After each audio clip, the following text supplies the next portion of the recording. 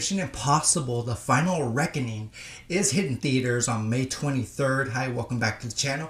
And I think this would be a perfect opportunity to showcase not only my physical media collection once more, but I have the majority of the Mission Impossible films. So you give this video a thumbs up. I just wanted to give you, in chronological order, all the movies. So let's go through them. Most of them are Blu-ray. In the meantime, consider subscribing to the channel and let's just have a good time. My question to you guys is, are you a Mission Impossible fan? What's your favorite Tom Cruise performance? He's got a lot in his arsenal, I can tell you that much. Alright, so let's start off with the Ultimate Missions collection. Now, I gotta tell you guys, I've had this for years. And the movies obviously still hold up. They are on Blu-ray. Let's start off with Mission Impossible Special Collector's Edition. This one's directed by Brian De Palma. Ooh, I may have to rewatch this one. I gotta tell you though, this, out of the entire franchise, is my least favorite, but like I said, I'm going to rewatch this one. Simply because I've gone through some of Brian De Palma's movies, so I just might change my mind on this one. But yeah, this is a simple Blu-ray. Now, keep in mind, when this box set came out, I believe this was the early years of Blu-ray, so this was between 2008 and 2010, so give or take. But yeah, all right, now the sequel, Mission Impossible 2, is directed by John Woo, famous director. Mission Impossible Paramount High Definition. Now, you ask some people and they'll tell you this is their least favorite Mission Impossible film. It's been quite some time since I've seen this one.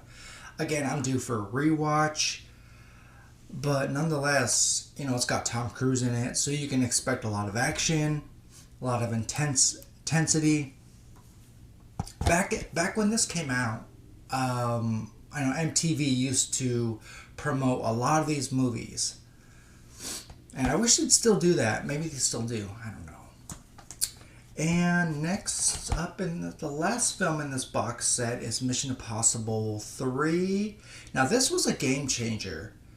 This movie brought on director J.J. Abrams, who, as you know, went on to bigger and better blockbusters such as Star Trek, Star Wars, etc., etc. Now, what he does here is really makes this movie his own. But besides Tom Cruise and Lawrence Fishburne, the big standout is the villain. Now, the villain is played by Philip Seymour Hoffman. He is menacing, threatening, gets right down to business, and I love it. And I wish he was still around to have similar roles like this. But yeah, this movie still holds up, and this is a lot of people's favorite movies out of the franchise. Alright, next up we are moving into part 4. Now keep in mind there's like 8 movies. And before we dive into this 4th film, keep in mind I don't have Dead Reckoning. So that is the only film I'm missing. I'll definitely add it. Sooner rather than later, I will add it to the collection. Now this one really kicked things into gear. This is directed by Brad Bird. This is Ghost Protocol, Mission Impossible Ghost Protocol, with Tom Cruise reprising his role. Now, in this one, he has an ensemble supporting cast. Very unique. In this one, we have Simon Pegg. He's a sort of, sidekick tech guy to Ethan Hawke. We also have Jeremy Renner stepping into a role. Paula Patton's in here. And what makes this film stand out amongst the previous three is they're on location. And that's a big part of the Mission Impossible movies, is that they're always on location. And I really dig that. And what makes this franchise more appealing is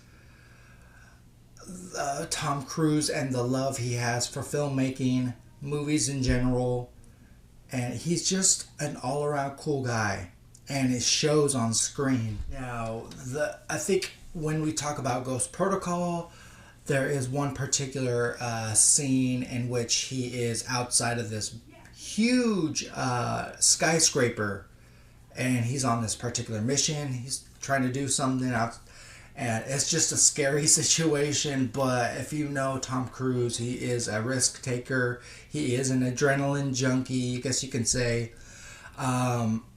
This one does not disappoint, and it's definitely a standout in the franchise. Now, director Brad Bird, he is known for movies like The Incredibles, Iron Giant, and some others. And this one sticks out amongst the rest. Now these next two. So first off, I got Mission Impossible Fallout, which is another. You could ask some people. This is another favorite. This is a steelbook, which I happened to come across on Amazon for dirt cheap, and since I didn't have it in the collection, I had to sweep this right up. Yeah, this one's directed by Christopher McQuarrie. This one also stars Henry Cavill, I believe. Look at the backside. There is a scene in the movie where Tom Cruise is outside of a helicopter in the air, and I'm just gonna leave it at that, because what this movie was able to cook up, thanks to its direction and its star, leading man, it sticks out. Again, another big hit. And last in my collection here, we have I didn't own this one. I found it at my local Goodwill. This is Mission Impossible Rogue Nation, which I really dig. Again, the supporting cast is back again. Ving Rhames, Simon Pegg, Alec Baldwin is in here. Rebecca Ferguson, another addition in this one. Great cast, great movie overall. Again, this was returning director Christopher McQuarrie.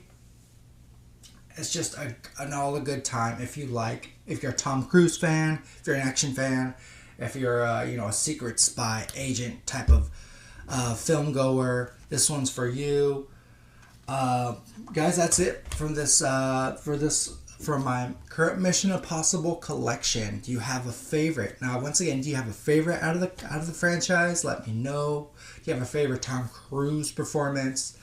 Give this video a thumbs up, guys, and I'll see you guys very soon. Take care. Folks, if you like this video, go ahead and hit that subscribe button. It really helps out in the long run. Darkroom Reviews, it's the place you should be subscribed to. Join the channel. It's free.